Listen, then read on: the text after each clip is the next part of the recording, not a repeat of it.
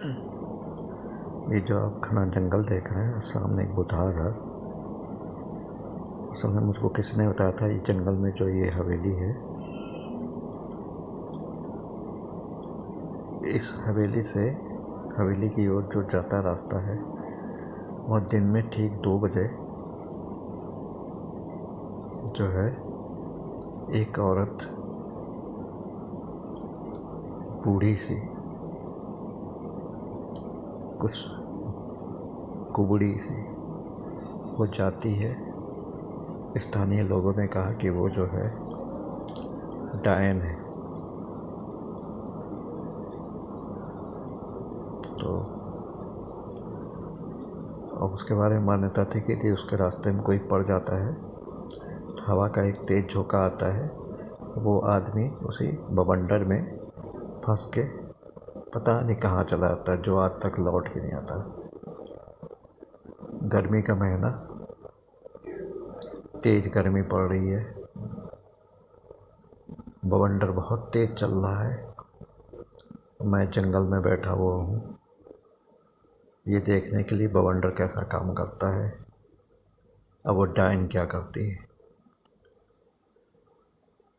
लोगों ने कहा था 2 बजे करीब निकलता है, तो मैं 1 ही बजे वहाँ जाके आसन जमा के बैठ गया, एक घने पेड़ के बिल्कुल, जैसे कोई मुझे देख ना ले। और जो है मैं बैठा इंतजार करता रहा। जून का महीना, चारों तरफ आग बरस रही है, लू के थपेड़े चल रहे हैं, लेकिन जहाँ मैं बैठा था वहाँ ठंडक थी, क्योंकि चारों तरफ हरियाली हरियाली थी। अचानक बहुत तेज हवा चलने लगी। मैंने घड़ी में टाइम देखा, 1:40 हो रहा था दिन का,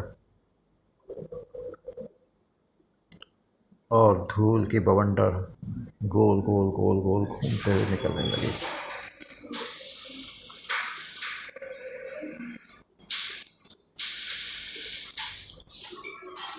उठने में जो एक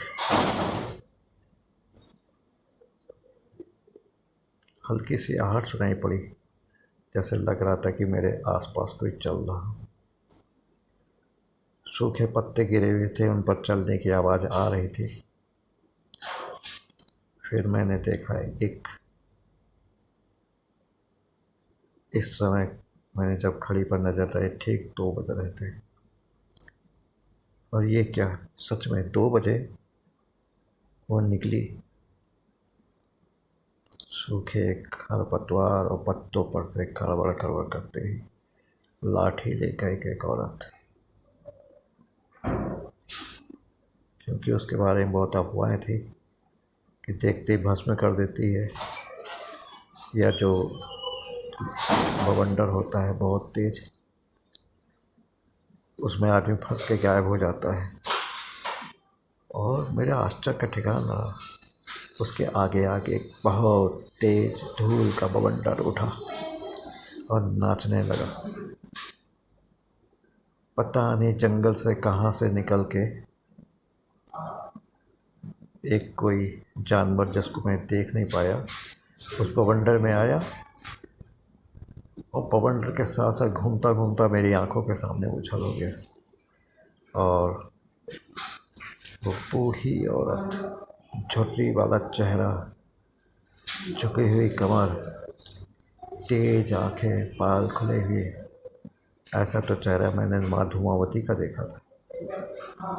ठीक उसी तरह से जीन्स है, काया, और लाठी देखते आगे बढ़ रही। उसके पीछे भी बवंडर का वो, जब बवंडर तेज होता था मैं देख नहीं पाता, आगे बवंडर चल रहा है और भयानक आवाज़ें गूंज रही हैं। दोपहर में कहीं जोर से मोर के चीखने की आवाज़ सुनाई पड़ी, बोलने की, गीदड़ों की आवाज़, सियार की आवाज़, दूर कहीं कुत्ते रोने लगे बहुत ज़ोर ज़ोर से, कौवे जो पेड़ पर बैठे थे काँव काँव करके उड़ने लगे। अब वो जो औरत थी, बूढ़ी औरत, जिसको डायन कहते हैं, धीरे धीरे धीरे धीरे हवेली की ओर बढ़ने लगी। हवेली के फाटक के पास पहुंची थी कि पुराना जीर्ण शीर्ण हो चुका फाटक उसके आते ही अपने आप खुल गया। अब वो हवेली के अंदर चली गई। मैं भी उसके पीछे पीछे हवेली में गया। देखा वो हवेली में एक कोने पर बैठी हुई, कपड़ा बिछा के बैठी है। लगता है कुछ मंत्र जाप कर रही है। अरे ये क्या, धूल का बवंडर तो मैंने मैदानों में देखा है, अक्सर देखता ही रहता हूँ। और ये तो क्या कहते, इतनी ज़ोर से कमरे के अंदर धूल का बवंडर। फिर उसने अपने झोले से कोई चीज़ निकाली, धूल के बवंडर में फेंकी। एक अस्पष्ट आकृति मुझको दिखाई पड़ी कि जो चीज़ फेंकी शायद खाने की कोई चीज़ होगी, चाहे वो मछली रही है, कुछ भी रहा हो, या मांस का टुकड़ा रहा हो कोई। और उसने धीरे से हाथ बढ़ाया, धीरे से हाथ बढ़ाकर उसने वो चीज़ लपक लिया। और उसके खाने की आवाज़ कुछ नहीं लगी, जैसे वो चबड़ चबड़ करके चबा रहा। फिर वो ज़ोर ज़ोर से पता नहीं किस भाषा में कोई मंत्र पढ़ने लगी। फिर उसने झोली से निकाला। अरे ये क्या, वो तो किसी छोटे से बच्चे शिशु का शव था। उसने शव पर निकाला, उस पर टीका लगाया, सिंदूर का शायद टीका लगाया, और कुछ पानी यानी छिड़का और एक माला पहनाई, और दोनों हाथों में उस शिशु को उठाकर बवंडर में फेंक दिया। और शिशु